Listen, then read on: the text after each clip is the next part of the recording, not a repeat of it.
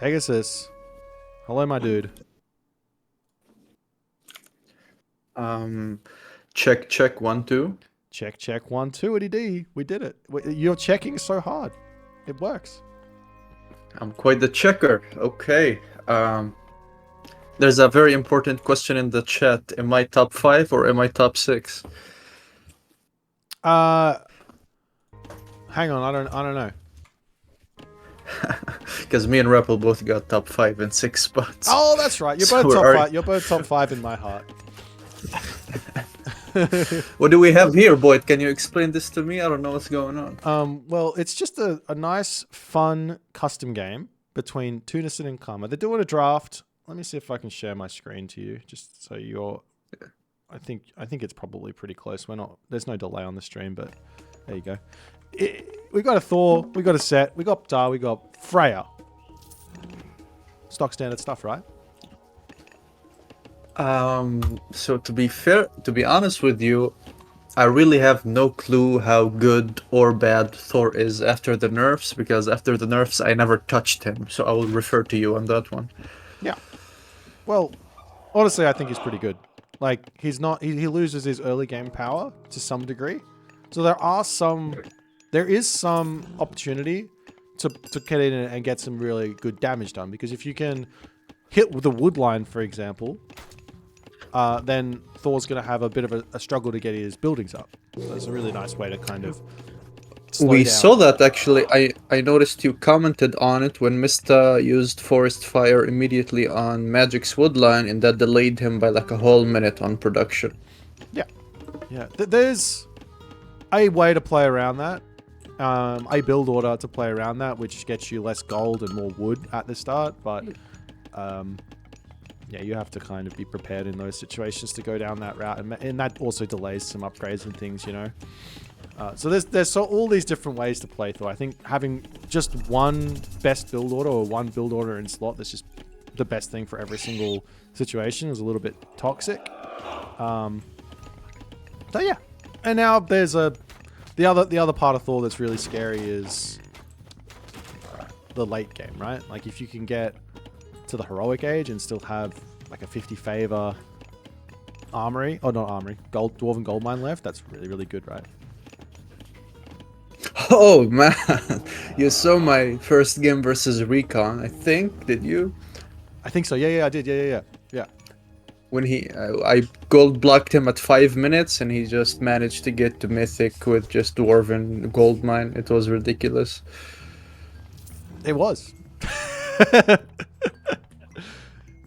But that being said, if he couldn't do that, that game would have been really, really sad. So it was entertaining to say the least. Yeah, I'm sure it was for everybody except me. Just hit the resign button, damn it!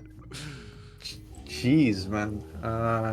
But I guess I underestimated the Thor favor regeneration with like 10 Herser in the Thor hammer upgrade, which now that I think about it, it can be great for a lot of strats. No? Yeah, I'm just getting out a bunch of trolls with you get like 10 Hersa and you just spam trolls seems pretty good.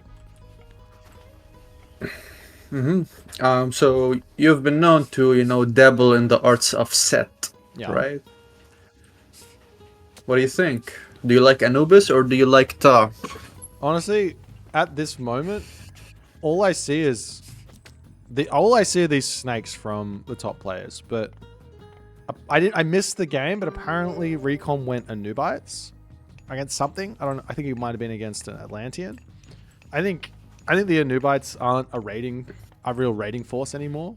You can light raid with them, but you're not really going to get any kills unless your opponent misplays. But they're more of like a fighting unit, in my opinion. Like you. Depends on the civs. I actually did a lot of Anubis practice on the Smurfs, Yeah. and it's very civ dependent. And surprisingly, they are the best versus Greek. Anubis is very good versus Greek. This doesn't surprise me at all, right? They've only got two heroes, and you can just Even just the first starting two, yeah. yeah, If you can catch them out, you can very easily just win the game. But one can even catch them. Two can't even catch them. It's because the mechanic of jumping is just makes you like in League, makes you invincible. Yeah. As soon as one gets targeted, you can just jump, and then it automatically will have to target something else, right? Exactly. So let's watch this fight right here. Okay, that's a huge win for Tunison. Because this means he won't have shifting sands allegedly for the big fight. Yeah, it's either no shifting sands for flaming weapons, or he's going to be down 3 Wadgets. Yeah, that is true. Quite a mistake from Kama. I think he should have been more patient, more aware of his army control. Yeah, one thing you see Mr. doing and other players with these Wadgets is as soon as he starts walking forward, he's just placing obelisks as he's moving around. And that way, you're just never going to get caught out of position. And this is like obviously the weakness of the Wadgets is how slow they are. And if you can just say... If you can just see what's happening and never have them step out of position, then there's no weakness. That's what I determined after all this practice, all this experience in the tournament. I think I arrived to the conclusion that the most important aspect of AOM, above strategy, above fundamentals, is just the scouting. Because as I was practicing with Magic, and him preparing me preparing him, just telling each other, scouting and fundamentals. Scouting and fundamentals, don't sweat the strategy too much. It comes naturally sometimes. Yeah, there's two parts about, I guess, the fundamentals of the whole thing. Like, scouting is probably like as soon as you'll remember back to like Age of Empires 4 when you got your hands on that game the very first time. The first thing it was awful, yeah. Just put out of your brain the hotkeys, the balance, the design of the game. They're the very first thing you focused on because you just didn't know what was coming was scouting. Right? Like it was like, what's my opponent doing? I don't know. I don't know what he's supposed to be doing, so I have to go and figure it out. And in a way, that's exactly the same as what you should be doing in Myth, and just pretending like you almost don't know what they're going to do. I mean, you know what they're going to do to a degree, but like pretending you don't know what they're going to do, so you're never going to get fooled by anything. Scouting sounds simple, but it is a very high-level concept because scouting is useless if you don't have the knowledge to use this, information that you have. So we see Braggy here. Tunison seems to be on 1 TC. He wants to go for the all-in. I guess he knows Shifting Sands is down. Okay, he's making the Godi. And do we have Slingers here? Because Slingers will destroy the Godi. Hey, there's 5 Slingers. So that's it's not really enough, right? Like, maybe it's enough. Maybe it's enough to kill the Godi, but then you're not able to kill the Throw an Axeman. Yeah. So but then the Recon did this well versus me. The idea here, even if you trade equally, the point is just to get rid of the death. Trading equally with the death ball is perfect. Let's see this.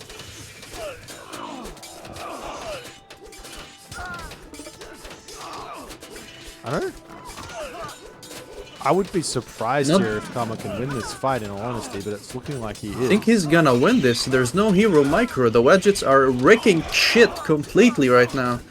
It's gonna be close. Slinger micro is questionable, maybe? The thing is, this isn't actually a terrible fight in the end for Kama, and that's the Mythic Age Willpower down. So now you have to be concerned with Battle Ball follow-up, I guess. So you need to get... There's already a whole bunch of priests out, so no problems for Kama.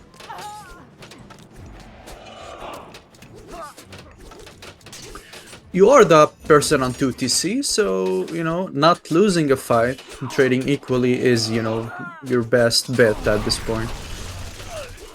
That forest fire probably could have been thrown down during the fight. Do not cast forest fires when Boit is watching. It'll never be good. Yeah, I'm sorry, man. I'm sorry for the curse. Caster's curse. It's a tough life. He's pushing through here. A lot of throw and axemen, not that many slingers, but he's making more. Actually, this is not looking great for Tunison. He's going too all in.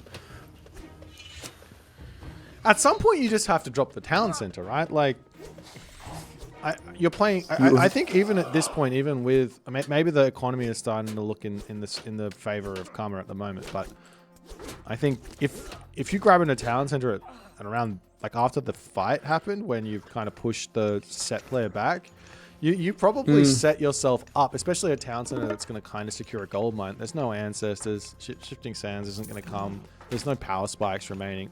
So it's going for it now, but if he chucked it down just after the fight when everything's pushed back, then he'd be probably 15 villages behind. But with the Norse economy and having dwarves and gold mines, he can easily hold and just take the game late game, where that's where I think Thor's got the advantage in this matchup. Maybe I'm wrong on that. What do you think?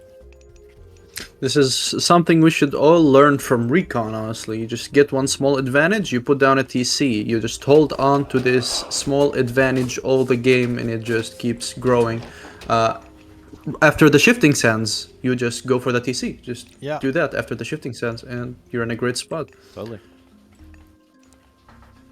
Sometimes you can like lock into, as a player, you can lock into the concept that I'm on a timer because my opponent has 2 town centers and I'm 1 town center. You're like, I gotta all in, I gotta kill his army, I gotta do something because I put all these resources into something else and he's gonna catch up or overtake me, and then I'm just gonna lose.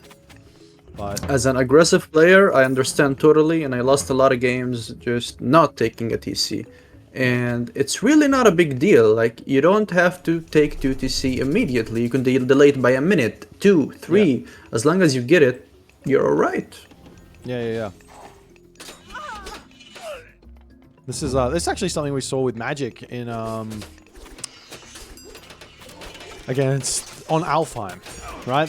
Against Mr. Set. He walked over to get the town center. He saw the monkey there and he said, "All right, I'm going to pull back and we're just going to not get it, and we're going to go for it later after all the at a bit of an offbeat time." And he manages to kind of get it up, and that doesn't matter that it's a minute later than it would normally be. He's survived, he's safe, he's got the town center, and it's all good. Magic is really great at this. You know, Magic and Recon have very similar styles in that they just know when to take town centers, and that's a huge skill. We saw Magic's masterclass on Thor, which always surprises me because Thor is not very easy to play, especially now. Like you even see, honestly, like you even see Magic struggling on production, not on a mechanics standpoint, just on getting the buildings out standpoint. Like if you can overcome that, it's really difficult. But if you can overcome that, then it almost becomes laughable how good Norse is. But it's so hard to do that it's almost a non-issue, so to speak. Like at the moment, I mean, if we take a look at this, there's only 7 buildings down for Tunison. It's just not enough. Look at all the resources. It's actually enough at the moment, but like he probably needs more, or he'd be throwing more down. I like this from Karma. Thor always has a shitload of favor that you probably need to spend. From my experience, second flaming weapons just sucks all the time. Really? That's like it's hard. Would you spend it on the forest fire then? I don't know how it scales. Maybe it's actually not bad in heroic and in mythic. I'm not sure.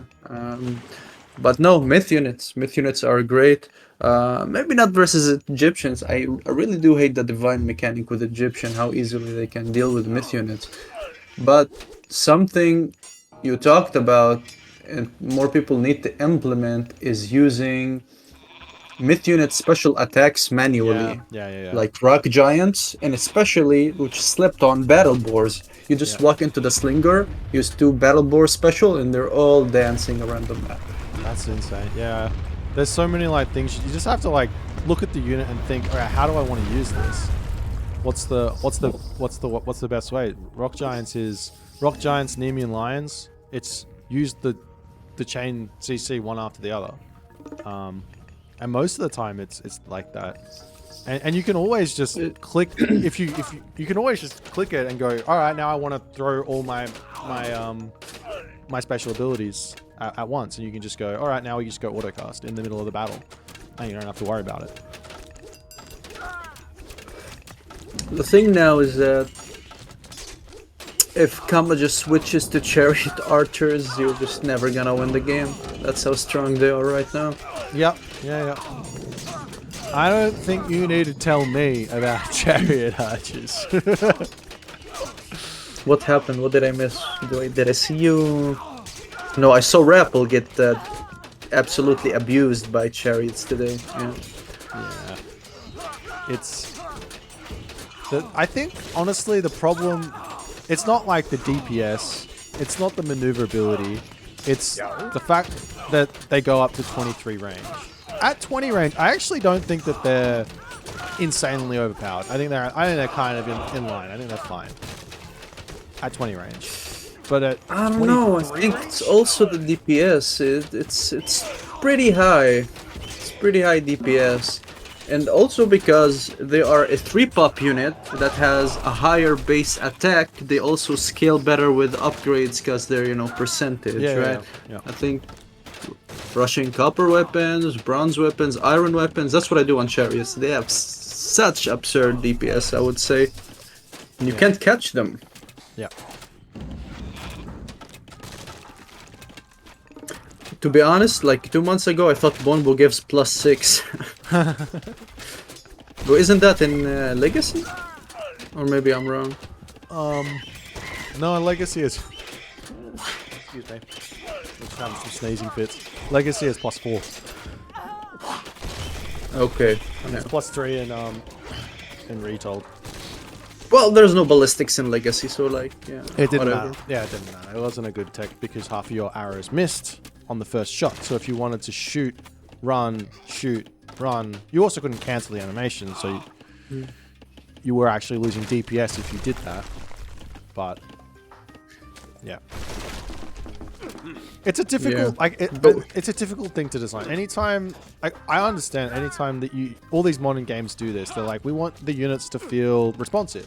We don't want the units to be clunky. So if you can't move it straight away, once like if there's like if it's gonna delay the movement, that feels bad, right?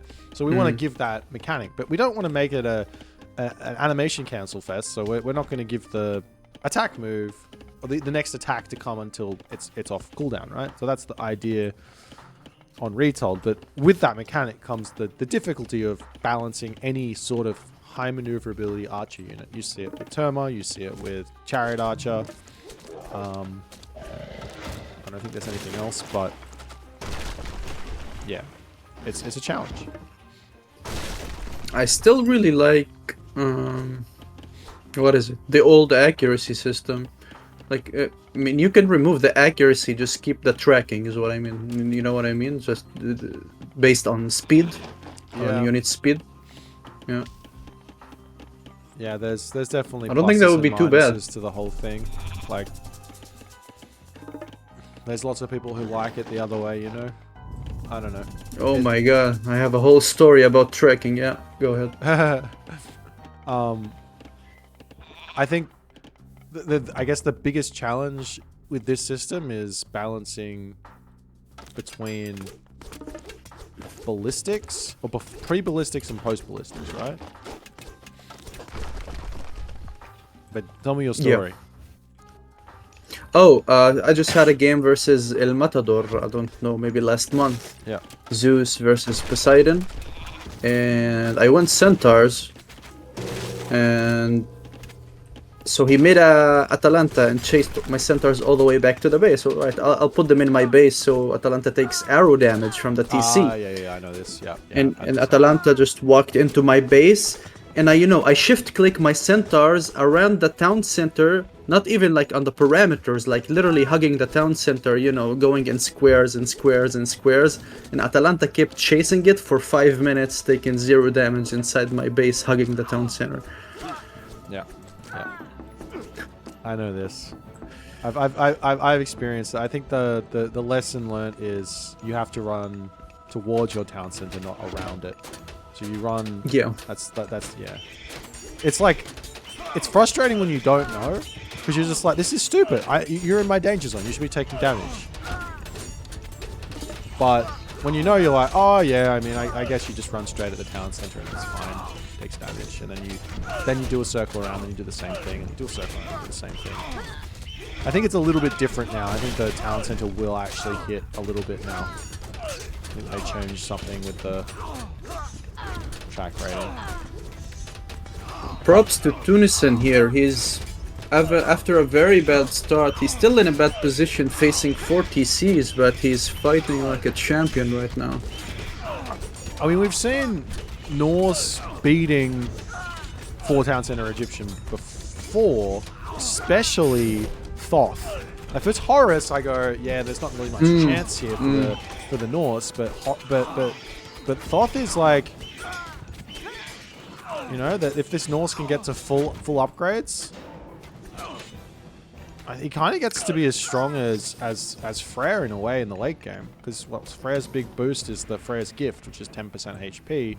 If you get those dragon scale armor upgrades, you don't only. Freyr has 2 upgrades for 10% HP. So there's Freyr's gift, and there's another upgrade that gives 10% to all human units. So it's 20% to all human units in late game. Wait, what's the other upgrade? I don't know the name, but it's also another one. Vidar upgrade, yeah. Wow, there you go. You get 20%. All right, I take it all back. There might be some math that on how much bonus HP you actually get. I know it's more than 10% for the dragon scale upgrades, but I don't know how much. But this bit about Thoth, I agree. I think this is something Magic could have used yesterday versus Mista, is because I think some people are still under the misconception that Thoth is the late game god.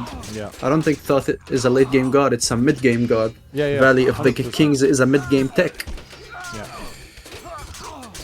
Well, it's like you're getting a lot of resources until you're at full pop, and then the resources stop coming in. Yeah, you don't really need. You already have. If you get Thoth in late game, you already have the economy to spam the units anyways. You don't need the free unit, and it's probably slower.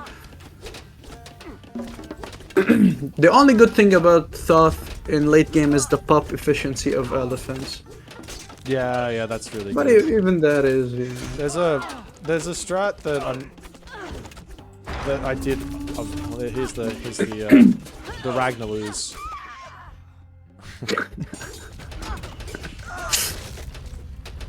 It's not that I haven't seen Ragnarok is just, it's a god power that, like, what are you supposed to do?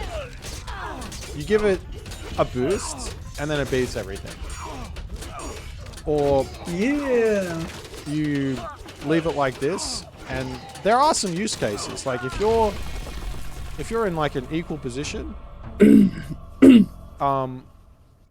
you can go for a Titan with this. If you have a Titan plus the Rag, now I'm like, well, you can't just kill off my Titan with a hero. You have to get some extra stuff. You can't really build your own Titan because I got all my Rag heroes. So there is like a world where that is enough to break through something, and then while that's all going on, you can get your villagers back out. I don't know. I haven't seen I do have a solution, and it might be overpowered. Yeah. But it also might not be overpowered. Think what AoE 2 does with their Ragnarok is pretty good. But the idea here would be is to make Ragnarok heroes 1 pop instead of 3 pop, so you can repopulate your villagers instantly after casting Ragnarok. That's not a terrible idea. That's I one don't thing. hate that idea at all. I think it's good. Yeah. Yeah, that's how it works when in AoE 2 they have this. You know what I'm talking about? I know, right? I know. Yeah, I know what you're talking about. Yeah. Yeah.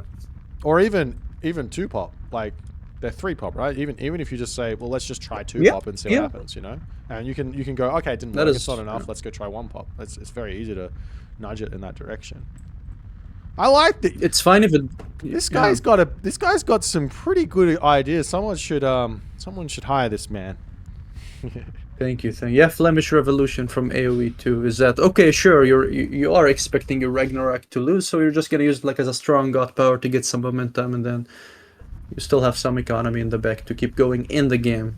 Because the mechanic of game-ending god power is not that great, you know.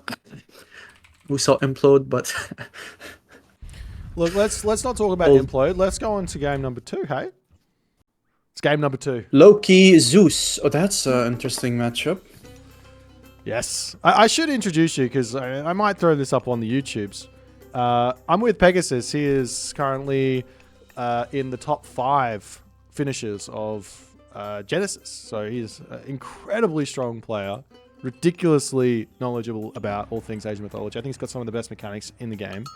And I'm excited to have him learn me a thing or two about Asian mythology. We're watching Karma and Tunison here. Stop, man. That's a little too much for me. Thank you for the introduction. This is a game I can at least comment on. Last game you had, I would say, a bit more experience than me in this matchup. But Zeus, that's my playground. Unfortunately, I hate to say it, dear viewers, Zeus sucks. And the reason Zeus sucks, don't get me wrong, he's strong, but he's a one-trick. Yeah. He doesn't really have many options. He just has Athena, because they killed Hermes, and you gotta make hoplites, right? So it's so predictable, and it's hard to surprise people. What do you think?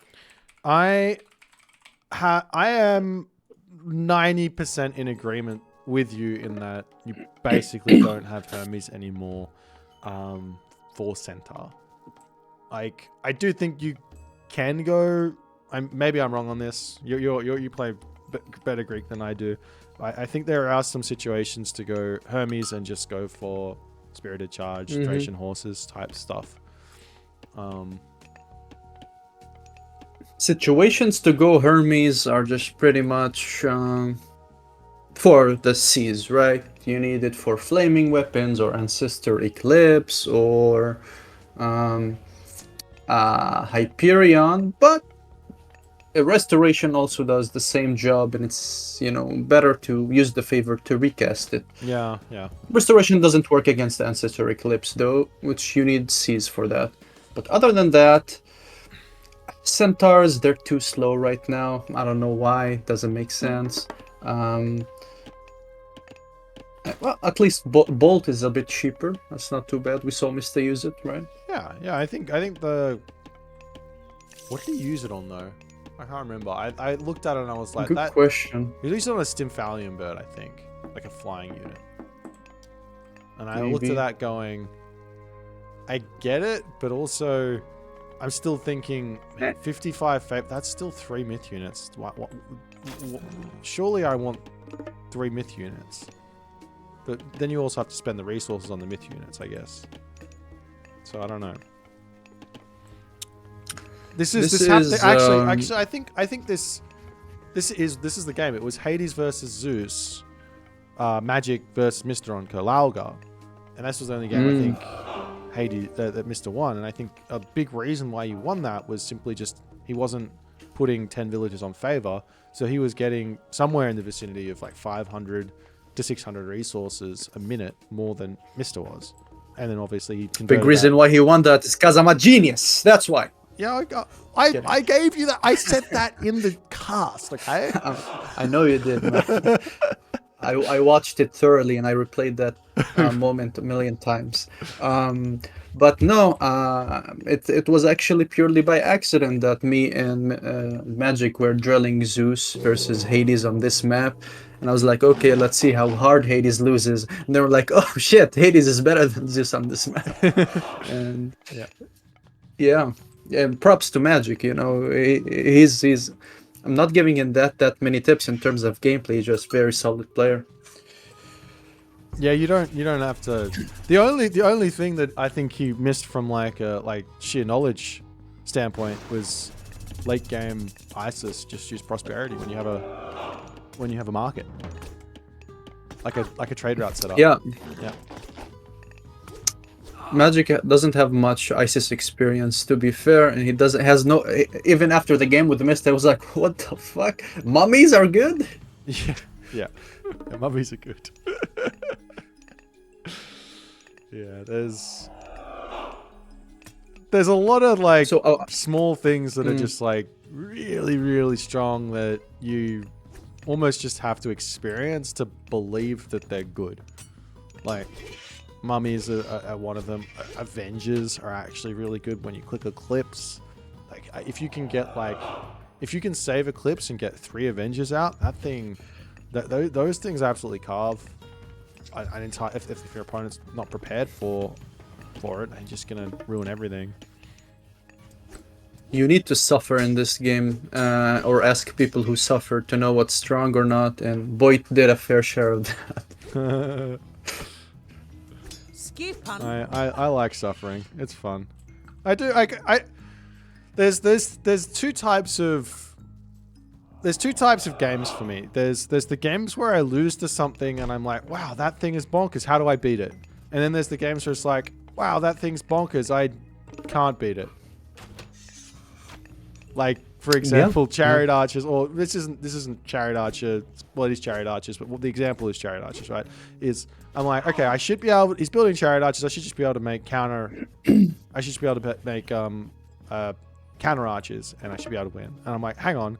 My archers are not able to do any damage to him because he's sitting out of range of my Peltas. And I'm like, oh, well, that's terrible. So I have to make cavalry. Oh, wait, I'm Hades. I don't have any boosts to my cavalry, so I'm not going to ever be able to catch up to the Chariot Archers. Okay, so I can't build Cav. I can't build Peltas. What do I do? I cry. So there's two different things. I guess the other side of the coin is like the Cyclops thing. That was fun for me because I'm like, wow, this thing's really, really strong. How do I beat it? And I found I could beat it with Ra and Set, and I think I beat it with Hades once as well. And I'm like, this is fun. I'm actually, these guys are using something really, really strong, and maybe it should get nerfed, maybe not, but it's like a thing that how do I beat it? What's the weakness to this thing? Any strategy that boosts John Arbiter by 200 points needs to be looked at. Of course, it's not a maybe. No offense, John, I love you. But let's look at the game for a little bit. I see it's more of a legacy style at this moment. Hoptox versus Loki army, standard stuff. I'm always terrified moving out on the map against Loki. This is always a challenging fight.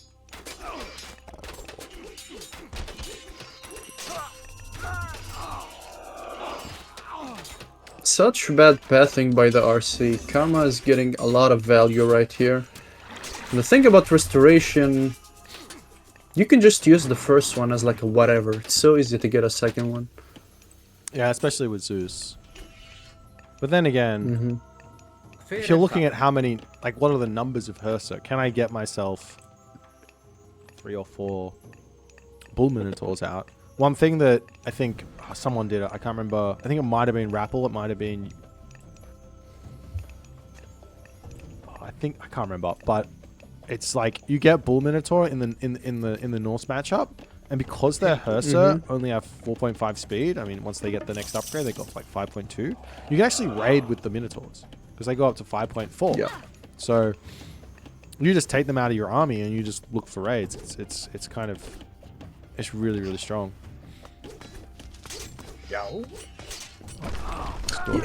Athena is the new Hermes. When I make centaurs, when I make minotaurs, I don't think of them as minotaurs. I just think of them as centaurs. You're just basically doing the centaur strangle with an actual speedy unit. It's a little, Mr. It's one speed. It's one speed slower. Like the centaur has 5.5. This Minotaur's got 5.4. Like it's pretty close. And you can't surround it with human units because just butt you away, right? That's right. Yeah.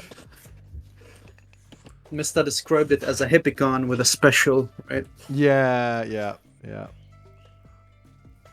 And this is one of those like fundamentals areas, right? You just can't be on this hunt without having this already walled. Otherwise, you just lose everything. And I keep on losing games like this. And I'm like, one day I will just learn. One day I'll actually play my rules, and it'll be all fine.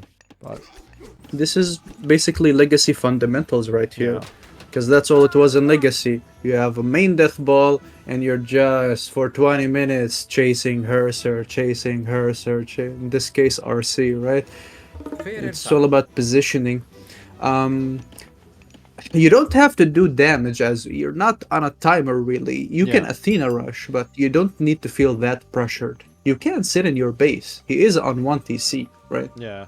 You, I you, need, actually, you have your Pegasus. That's what I do. I just sit in my base. I'm like, I don't need to fight you until you're here.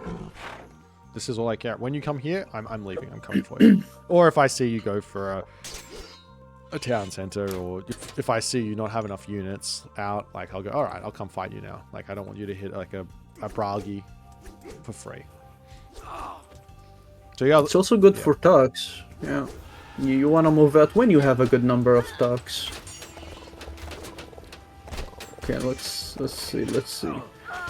Quite a big villager advantage, 8 villagers. That's pretty massive. Do we have a second rest dome? No, not even close. So it's gonna rely on the minotaurs here. it's not a bad idea. I mean, there's 8 actually. If there's that many Herser, you almost.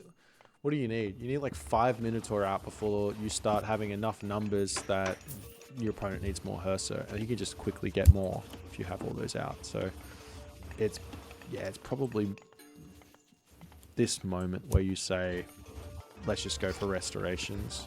Or have you ever tried using a second bronze? That was something I was thinking watching Mr. using all of those restorations going, surely you just wait the extra 40 favor or whatever it is. I think it's 125 or something. And you just click bronze a second time. Is it? The problem with second bronze is the same problem with the first bronze. Bronze is absolutely bonker strong. Yeah. But you know, at this point, in the high level, maybe in the mid level, low level, everybody should know you never ever fight bronze under any circumstance. Yeah. You just run away for 30 seconds and you're good. And if you're not forcing the issue, at least on his TC, bronze is not gonna be good. Yeah. If you're in the middle of the map, the bronze is not gonna be good. It's 150 for bronze. Okay, so 2 restorations. Roughly. A little bit less than 2 restorations. Yeah, I see what you're saying. It's like if you have to kind of push in, and it's probably easier to just use the restorations, though. Like It's immediate value also. Maybe the idea of at if we're going on your 4th cast of restoration at 100 and was like 110, 120, it probably would be worth to just say let's just go for a big push with a bronze at that stage. I don't know. Oh, bronze is game ending, but if you're not bronzing inside his home TC, he's just gonna run away. That's what I learned. It'll be in the late game, right? Or 30 minutes into the game, 35 minutes into the game. So you'll be pushing in onto this town center or something else, right? Absolutely. No, it's not bad by any means. It's probably bronze is one of the strongest god powers in the game. If somebody actually fights it, it's just GG. Yeah, that's so nice to say, man. We remember how bad bronze was. Well, it's like the idea is that bronze is a targeted area of effect god power. And you get a god power like flaming weapons, which is a global god power. So there should be some give and take around which like the power of that. And I think it's really nice. Like the way to beat bronze is Norse is you have to split your army up. You have to attack 2 different locations at once. And if your opponent wants to sit in one spot, bronze their army, and fight you, you just retreat with half your army, and your other half of the army kills all the villagers in the main base. That's why bronze the hippicons are nice. Yeah. You can chase. Yeah. There's some synergy with the Thracian horses as well, right? Like, you're getting health back. Oh yeah, I did that in editor a million. They can beat hoplites. They can beat maybe herdmen with bronze thracian head on. Yeah. Alright, that's the They new can- strat. That's what we're doing. They, with they Zeus can. from They now can. on. Pure Hippias. One town center Hippias. Hermes. Thracian horses. Bronze. Just don't care what your opponent builds. You win. Full pop bronze can do that if he fights you. Yeah. It's very expensive, right? Getting all those Hippias out. Poseidon can manage to do it pretty easily. So what do we see here? No TCs at this moment. 2 TC for the Loki player. He is Bruggy. He's in a great position, but the bronze here. Let's see bronze. The raids are absolutely brutal here, though. Yeah. You just have to be walled up. Like, there's no two ways about it. The raiding cavalry, 6 speed, hoplites, 4.9 speed. You can't chase these around. You have to get Prodromus out to chase them around. You don't want to do that. Maybe you do want to do it actually, but like there is a wall here, but it's been broken down. You know, hoplites did get like a ghost buff, like I think 0.1 extra speed or something. Okay, let's watch this fight. A lot of throwing axemen. It's gonna be close, to be honest. Oh, but they're hitting the Minotaur here. Flaming weapons should win this. Yeah, there's just too many There's units. just too many units. Way too many units. And that's GG. It is GG. I don't think Kama has the experience of how annoying it is to play versus Loki in speed units. It's just all about positioning, hoplites here, hoplites there, and knowing the timings. It seems to be he's attacking blindly at this moment at anything he sees. I see, I attack. Yeah, you've got to also, it's tough, right? You have to be really, really respectful of any unit with a multiplier, because this thing 3.75 over here. Do I see a raiding cavalry here? I think place one. 1.88. These things are hitting like a truck, and it only scales, right? Because that number doesn't change. This number changes, so you just get even more damage as you get to heavy, as you get to champion. Like Loki is a absolute monster of a god in Retold.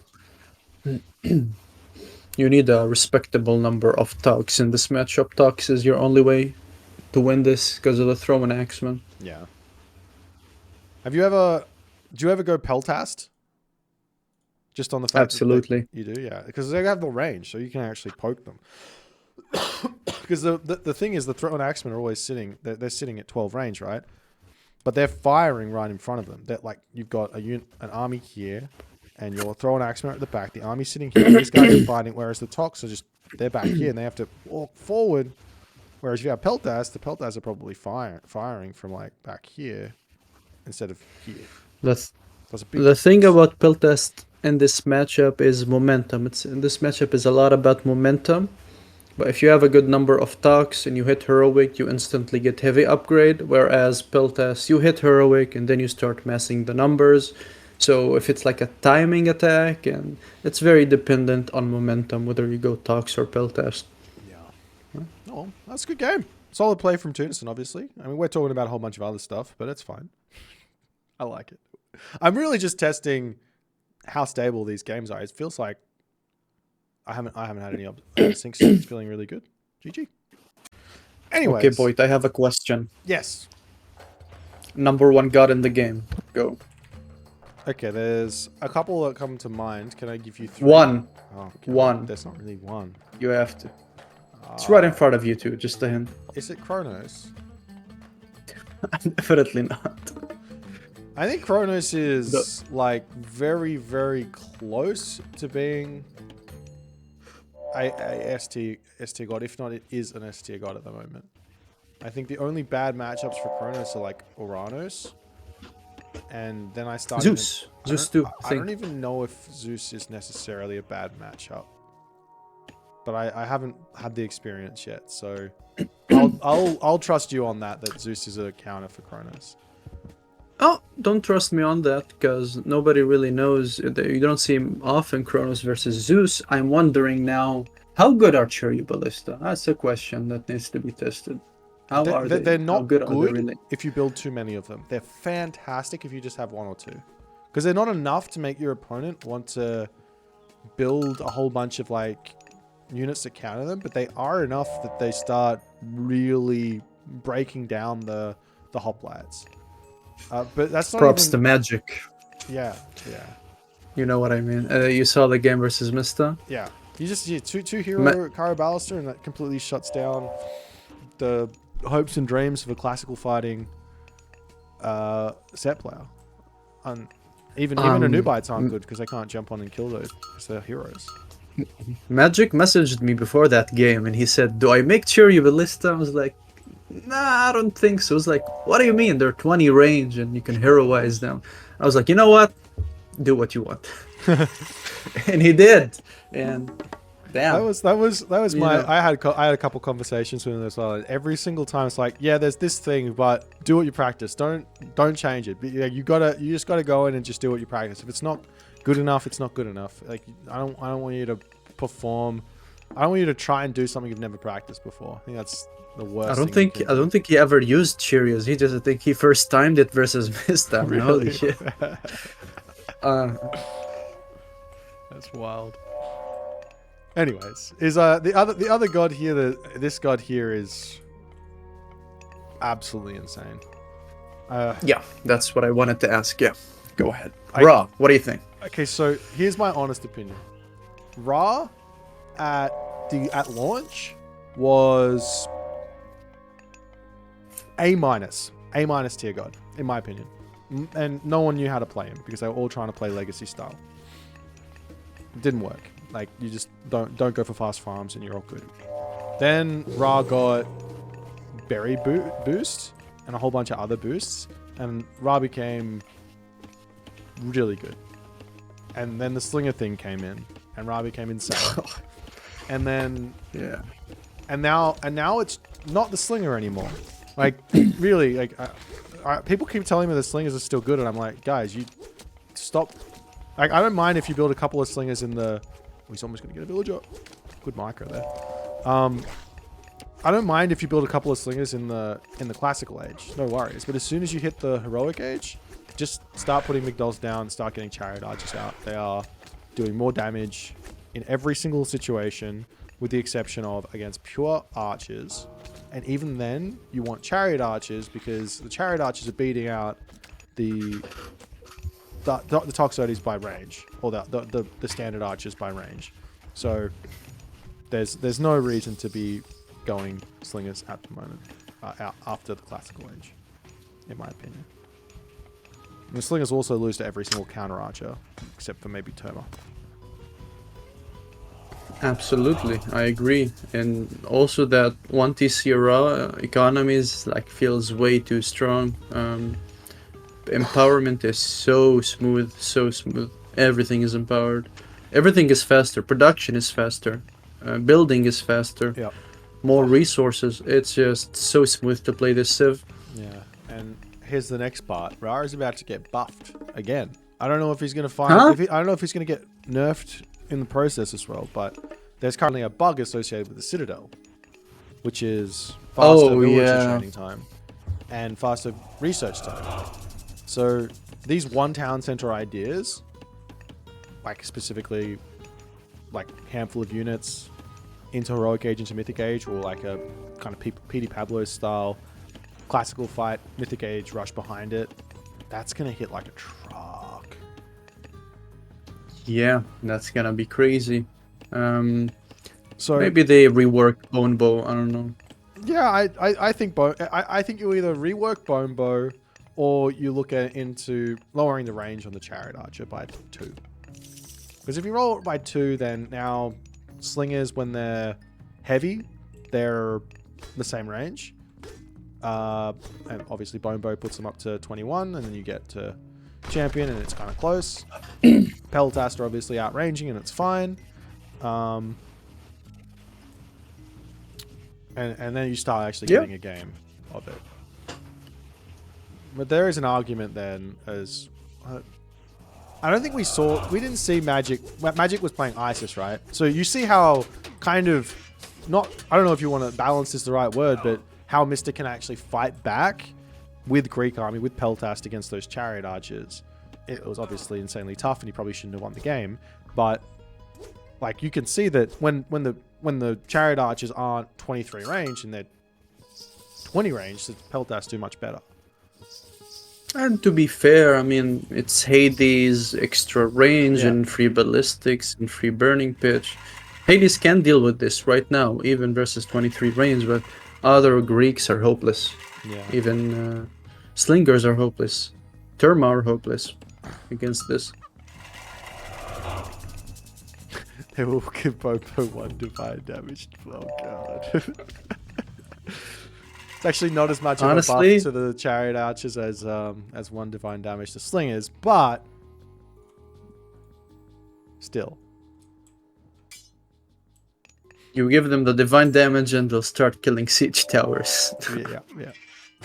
They start killing buildings. Well, we're seeing Karma very 1 town center. He's going Sobek. I don't think this is the way to. I mean, I don't actually know.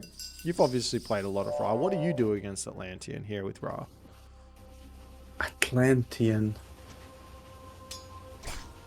Honestly, just camel chariots, bonebow chariots. There's absolutely nothing Atlantean can do, not even Contarius, especially when you don't have Thea as Kronos. Bonebow chariots here.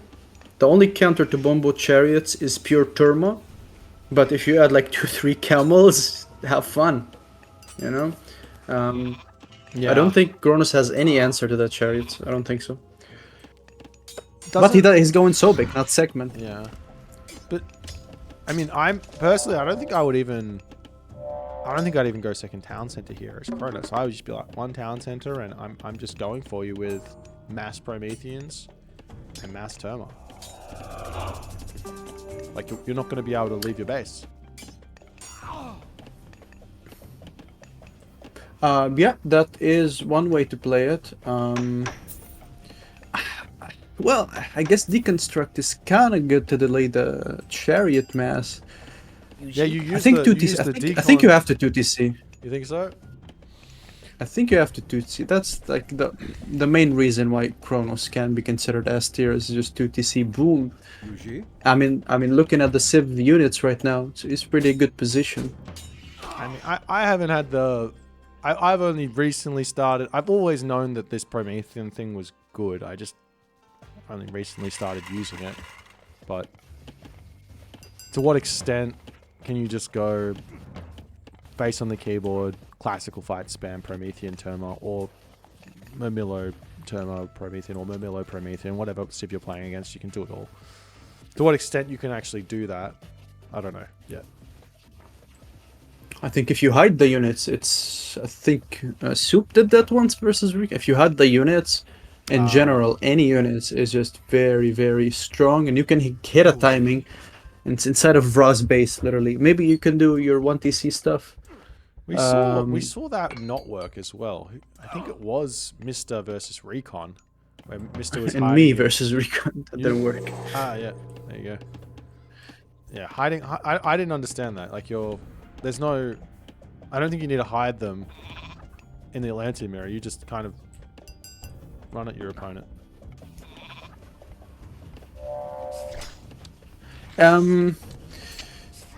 Well, Mr. Yeah, we discussed it versus Greek. I think Greek can't do much versus the myth units into mass dryads. It's just so toxic. Egyptian can deal with it. Even it's powerful versus everything. This myth unit spam, I think it needs to get more experimenting on. The only downside to this spam of myth units that I found is that they take forever to train all these Prometheans. It takes forever to train all these automatons.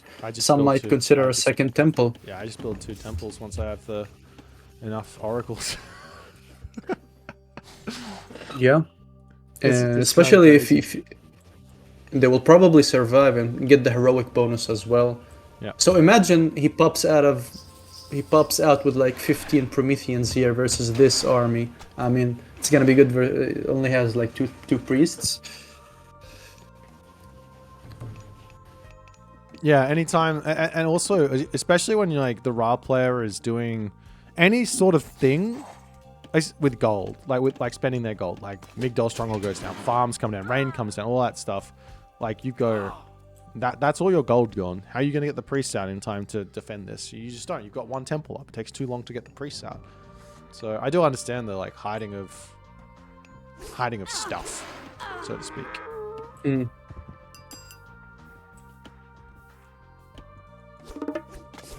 But yeah, I guess against Atlantean, like they just back off and then heroize their units.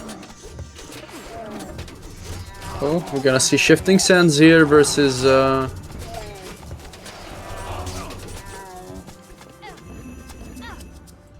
Yep. Yep. Great, perfect gameplay.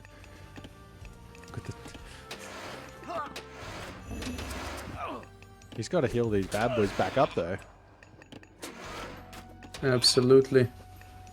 We do love those pistachios. Are they 26 range? Yes, they are. That's gonna be actually really good to deal with the satyrs. Petzelbeck. Petsuchos, please. Boy, loyalty. I'm sorry, I can't. I have no loyalty. If you slap I'm Age so of Mythology on something and put a new name after it, I'm there. Just give this anything. Give me more Age of Myth. Give me more new stuff. Skopos? Bring back Bacchanalia, please. A lot of catapults here. Well, to be honest, good versus everything here. Let's look. Are the pistachios DPS good enough? He's using them on the satyrs. Oof, this is just brutal. Just two hero Contarius absolutely wreck the target fire here. Yeah, the economy I'm not just gonna lie to a you. little bit too low for Karma on one town center. Didn't do enough damage. Didn't hit any timings. To be fair, pits are very difficult to micro. They're kind of clunky, I'm not gonna lie. Yeah, I don't think you can micro them. It's just about positioning. You have to put them in a spot where they're not going to get touched, and then you just kind of leave them there. Yeah. Apparently my sound is too low. Let me turn you down.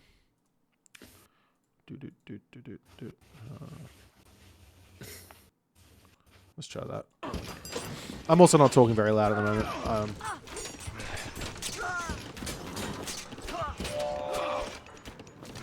This is like watching my Raw before I discovered slingers.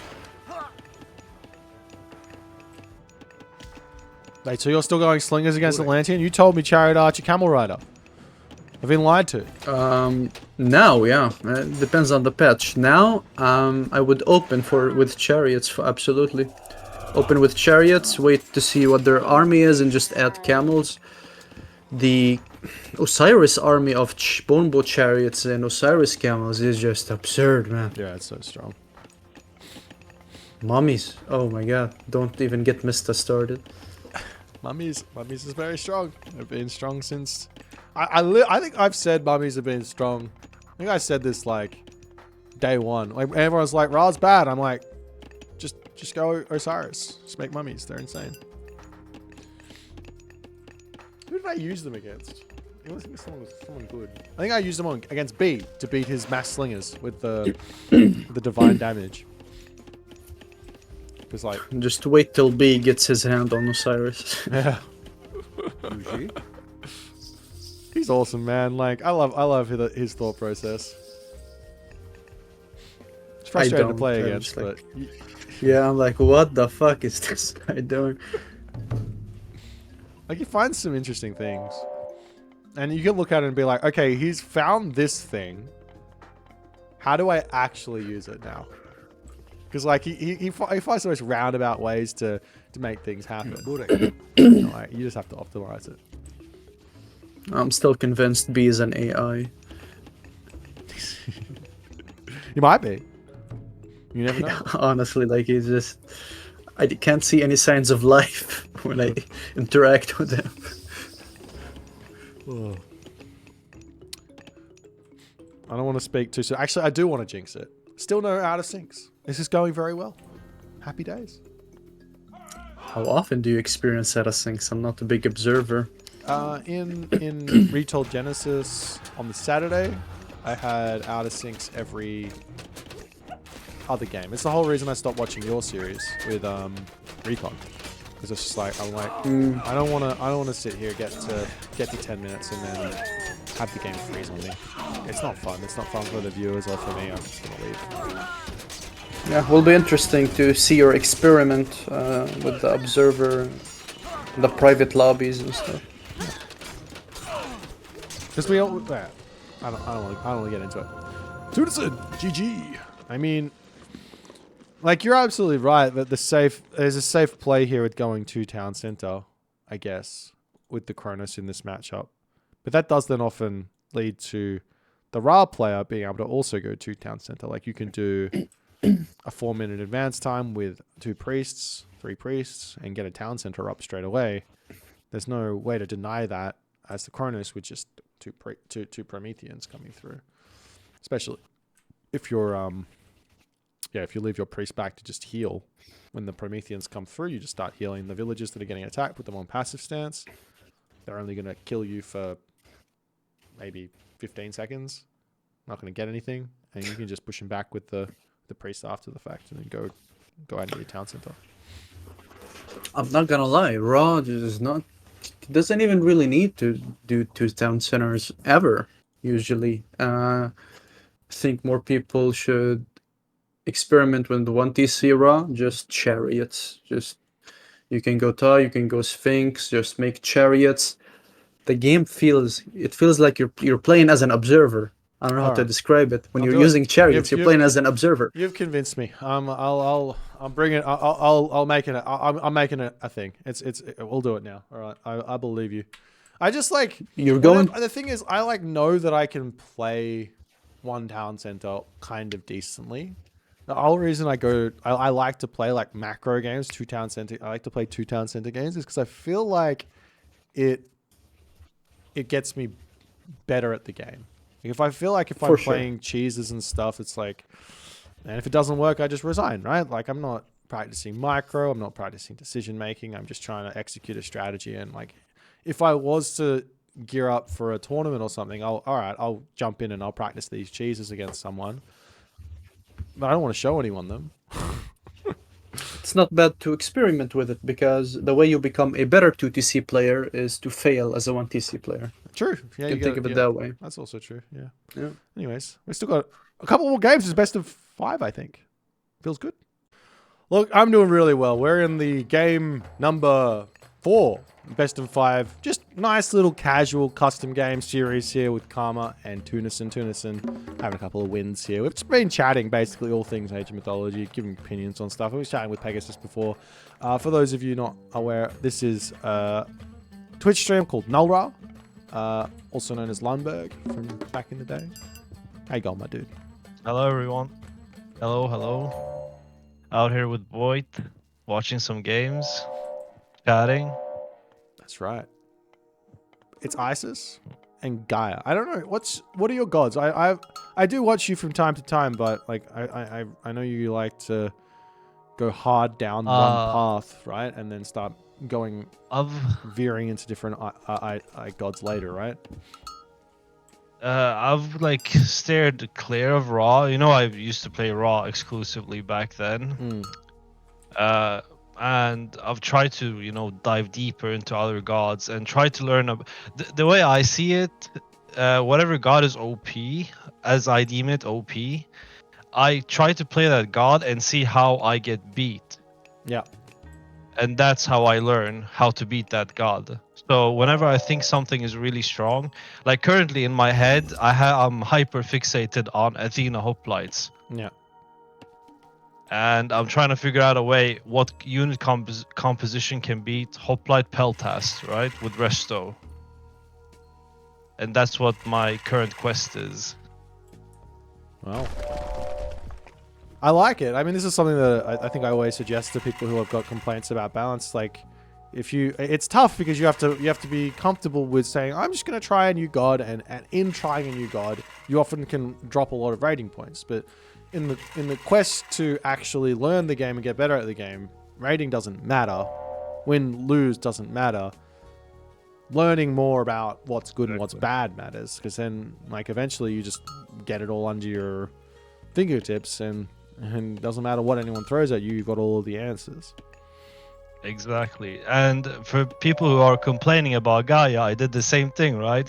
I played 50 games of Gaia. I ended up with a 50% win rate, right? Yep. Because the higher you go, the better the players are and the more they know what to do. And the main issue I ran into with Gaia was Norse.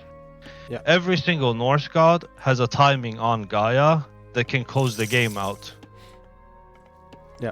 And whenever I got beat with it, I, took a mental note and remembered it for my own Norse games.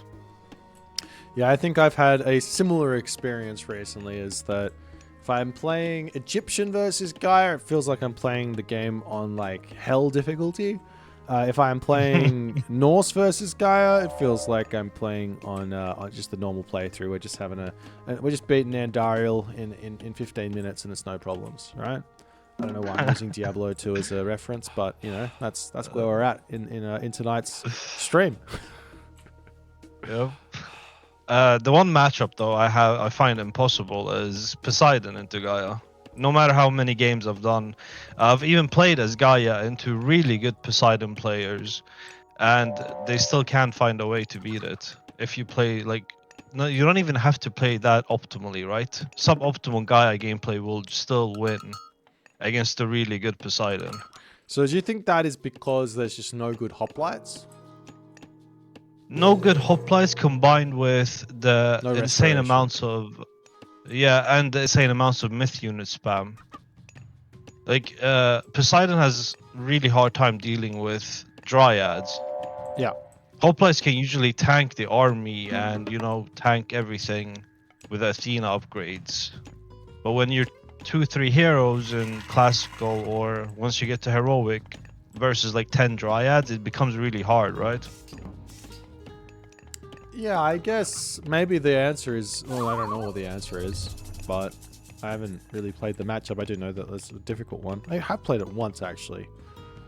I did, yes. I played it once. I do remember, and yeah. I got killed by Implode, which doesn't count. That Yeah. one I should have moved out. I didn't even think that Implode was coming. Should have just ran at him. I had a really good army. But my thought process I remember is, that game. Yeah, my thought process is... Well, Ares gives me stronger hoplites. My hoplites suck if I don't have it, so let me get something for my hoplites.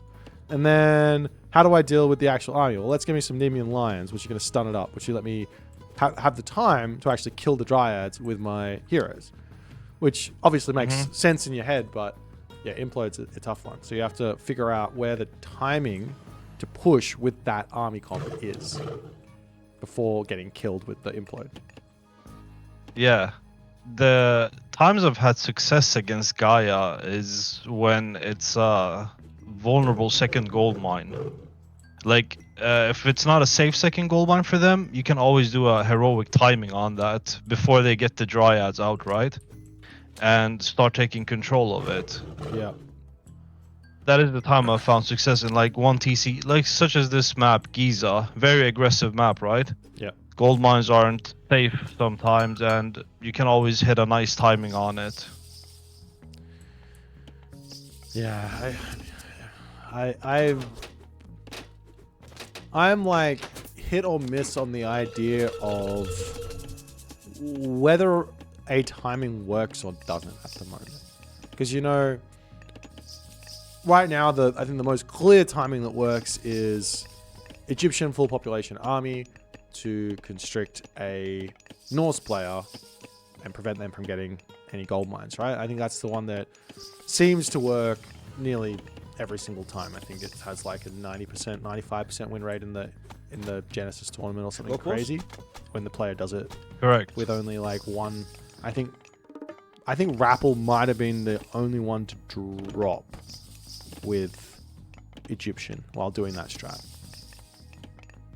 He must have made a mistake and got caught out, right? I think El Matador hit a timing in the early classical age, which yeah. So I think there was like, I think there is something there. I have to go back and watch that game and see exactly what he did, but it was like a scramble, like, and it's always going to be a scramble, and that's what makes it fun. If it's really For easy sure. to block off the best strategy, I don't think that's good, because you know, if it's easy to block it, then you just don't do that strategy. You have to do something else. Yeah. I mean, right now Then it's not the best strategy. right now I'm actually in a state where I'm like, I don't even think that's the best strategy to go against Norse. I think you just go for Chariot archers at the moment. But I've seen those who have access to Bast. yeah, They go through Bast into Sobek, right?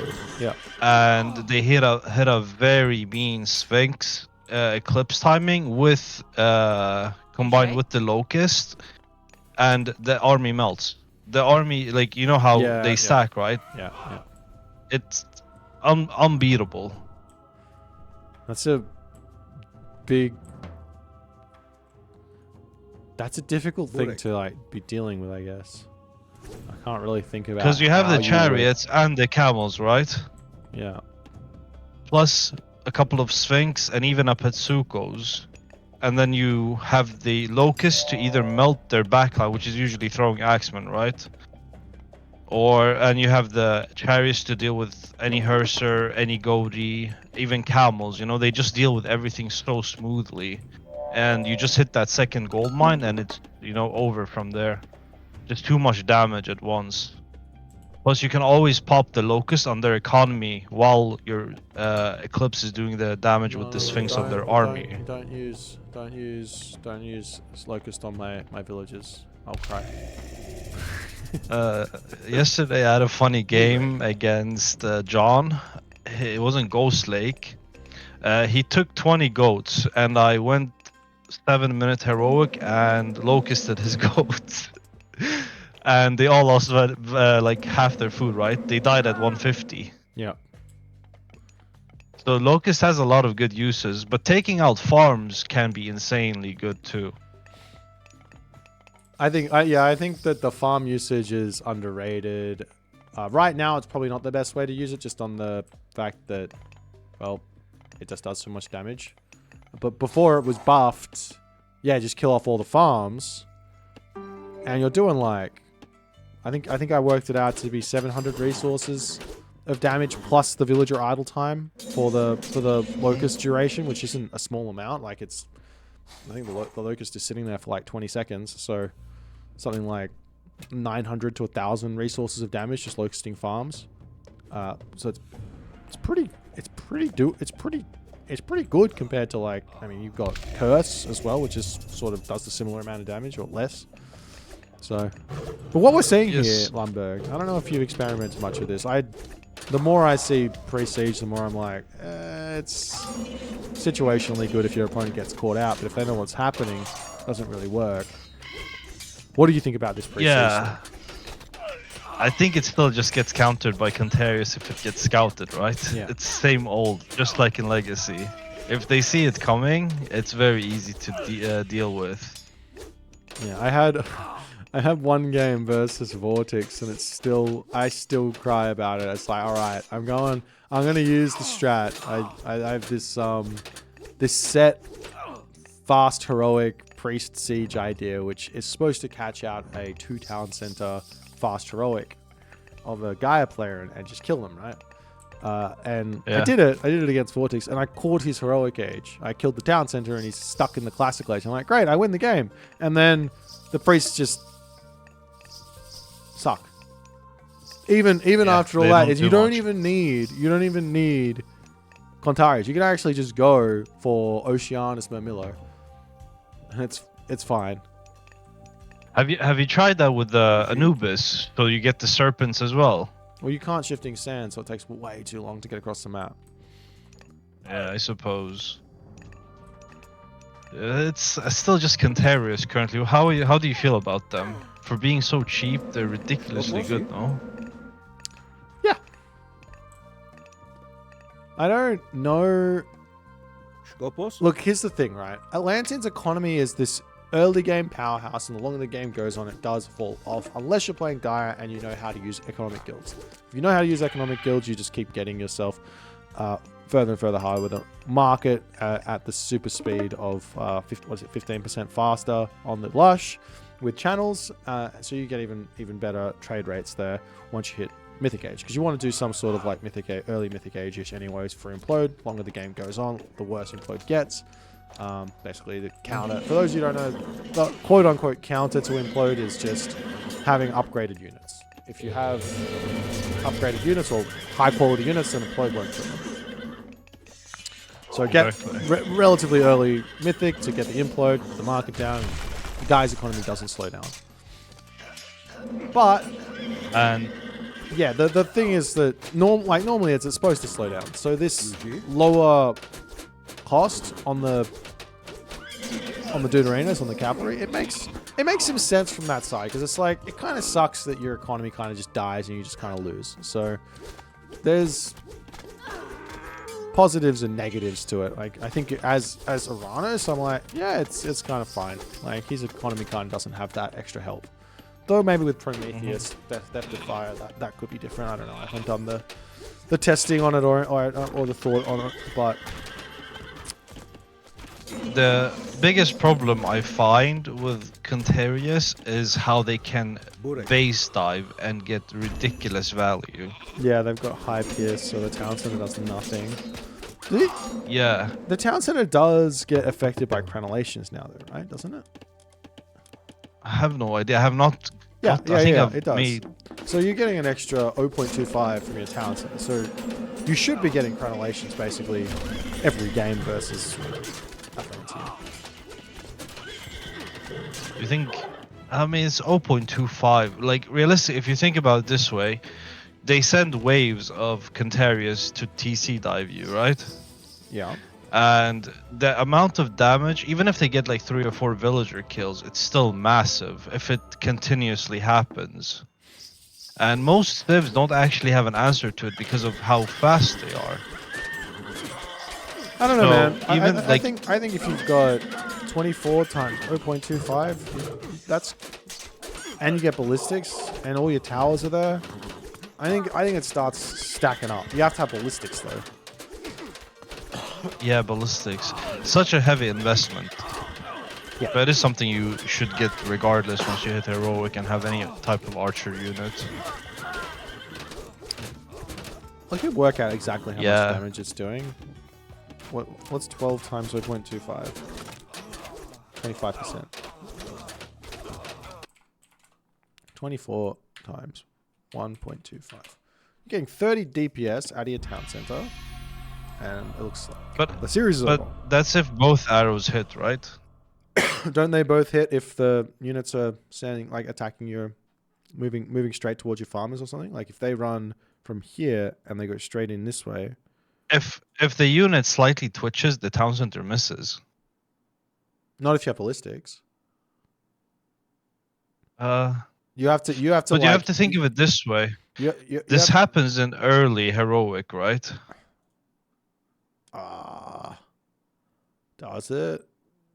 I mean, it depends. Yeah, I mean, around you should have units there. But so that's the thing, right? It becomes a trade-off. Like, do I go focus on trying to get this and split my army, or do I try to focus on a point where like their second gold mine or whatever? Because Cantarius are fast and can rotate super quickly, right? So if he has like 10 of them in your base, and then you have to rotate your army to deal with those, he can just turn them around and catch your army out. But essentially, you get forced to stay inside your base and give up map control to deal with the Cantarius, is what I've found in my games against this. Yeah, I don't really know. I am the worst player in the world against Gaia. I think I have the worst win rate against Gaia Same. ever. Though, I mean, obviously, if Same. I'm playing as Norse, so I think Kronos and Uranus are decent against Gaia. And I think that now I'm not 100% sure. I think Anubis is decent against Gaia as well. So it's now I'm getting into half the roster. I'm like, Caladria, though. Caladria can basically make Anubis irrelevant, no? no. You're not thinking about what the Anubites aren't for raiding. They're not. They're just for fighting. They're just for jumping onto Terma, so that he can't just shoot and scoot your army the entire game and kill your spearmen. As soon as you then get a big enough army, and I'm talking like probably 60 pop of military with 6 Anubites plus, and they can just keep getting more and more. Now the Gaia player is like, now I'm the one struggling, which is nice. I like it when I've actually played against what you're saying. I've played against it as Greek, and I've played against it as Norse. Yeah. As Greek, I couldn't do anything. Yeah. Like I just couldn't do anything because the Anubis are tanky. For some reason, they seem so tanky in a fight, right? Yeah, they're not like I said, they're not a raider. They're in fire. Yeah. And the same thing as Norse, like whatever you're throwing at them, they just don't die. So they do become like really like in a bigger number. They like start soaking damage. They're dealing damage, and they're mobile as well. Yeah, and as soon as your opponent like targets a hero onto one of them, you just jump. And reset their You reset their stuff, and they have to attack at something else. It's pretty crazy. And not only that, I mean, like you can do. I need to look up while we're talking about this. I need to look this up. The Anubite does with its special does area of effect damage, right? I don't know how much it does. Let me see.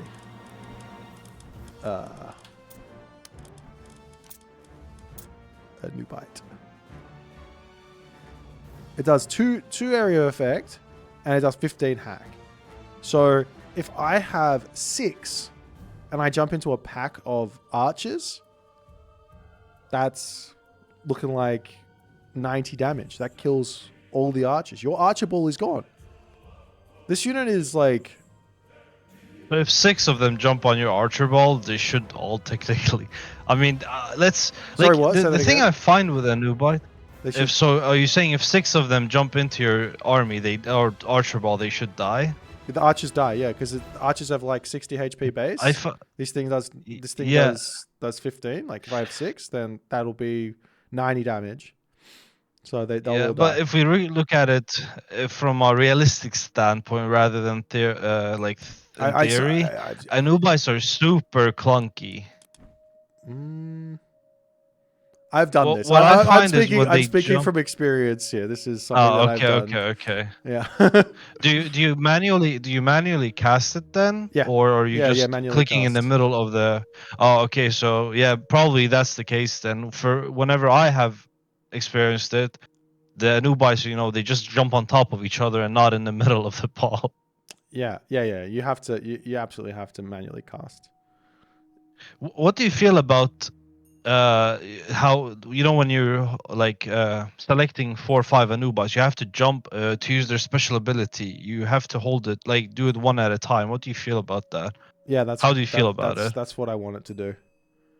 I think maybe if I held jump at the same time. If I held like shift and hit Q to like I would want that to do all of them. But I want the control. Yeah. And at the moment, I can hit Alt Q and I can right click if I really want them all to do something. I can do it like that. So I if they want to add extra functionality to the thing, I'd be more than happy. But yeah, having the control at the moment is nice. Anyways, that was a really good series. Good. I mean, I didn't really commentate on it, but we were just chatting, and that's nice. I did a lot of commentary yesterday. I am very burnt out on the old commentaries, but that was a seamless observing experience. GG and all the good stuff. Thanks for... Don't forget, Nullra, he got a stream. Go and check his stream out. If you guys are watching here, go and give him a follow. All the other good stuff.